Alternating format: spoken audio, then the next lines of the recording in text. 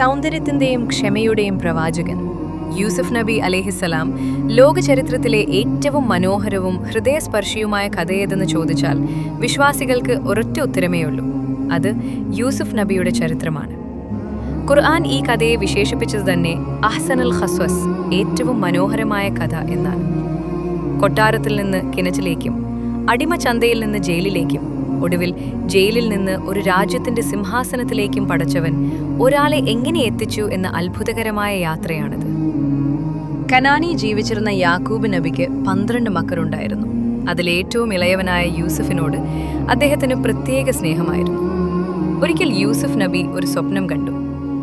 11 നക്ഷത്രങ്ങളും സൂര്യനും ചന്ദ്രനും തനിക്ക് സാഷ്ടാംഗം ചെയ്യുന്നു.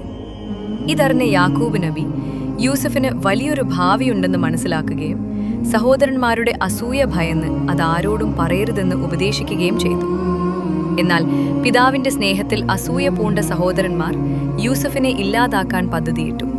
അവർ പിതാവിനെ നിർബന്ധിച്ച് യൂസുഫിനെ പുറത്തു കൊണ്ടുപോവുകയും വിജനമായ ഒരു കിണറ്റിൽ തള്ളുകയും ചെയ്തു.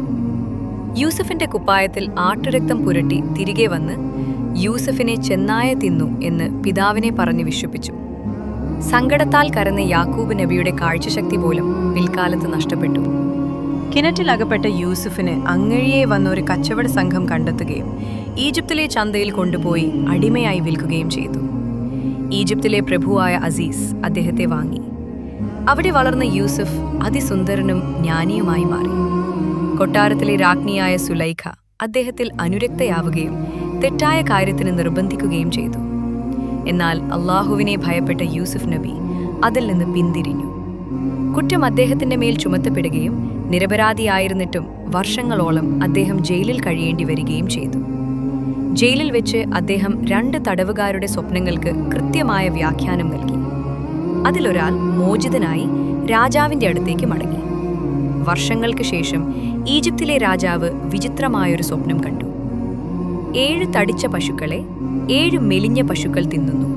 കൂടാതെ 7 പച്ചക്കതിരുകളും 7 ഉണങ്ങിയ കതിരുകളും. ഈ സ്വപ്നത്തിന്റെ അർത്ഥം പറയാൻ ആർക്കും കഴിഞ്ഞില്ല. അപ്പോഴാണ് ജയിലിൽ നിന്ന് മോചിതനായ ആൾ യൂസുഫിനെ കുറിച്ച് രാജാവിനോട് പറയുന്നത്.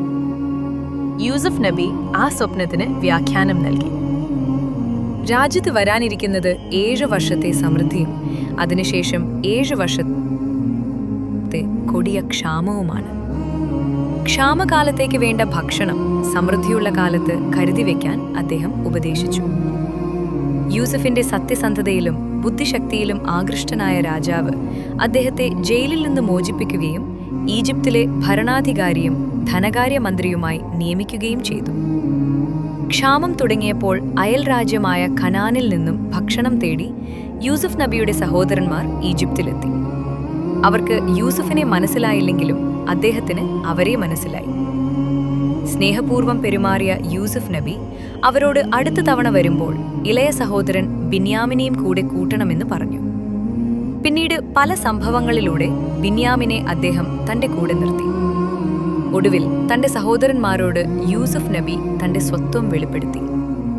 തന്നോട് ചെയ്ത ക്രൂരതകൾക്ക് അദ്ദേഹം അവരോട് മാപ്പ് നൽകി. ഇന്ന് നിങ്ങളോട് പ്രതികാരമില്ല എന്ന അദ്ദേഹത്തിന്റെ വാക്കുകൾ പ്രവാചകത്വത്തിന്റെ മാതൃകയായിരുന്നു. യൂസുഫ് നബി തന്റെ കുപ്പായം കൊടുത്തയക്കുകയും അത് കണ്ണിൽ വെച്ചതോടെ യാക്കൂബ് നബിയുടെ കാഴ്ച തിരികെ ലഭിക്കുകയും ചെയ്തു. പിന്നീട് പിതാവ് യാക്കൂബ് നബിയും കുടുംബവും ഈജിപ്തിലേക്ക് വരികയും യൂസുഫ് നബി അവരെ സ്നേഹത്തോടെ സ്വീകരിക്കുകയും ചെയ്തു.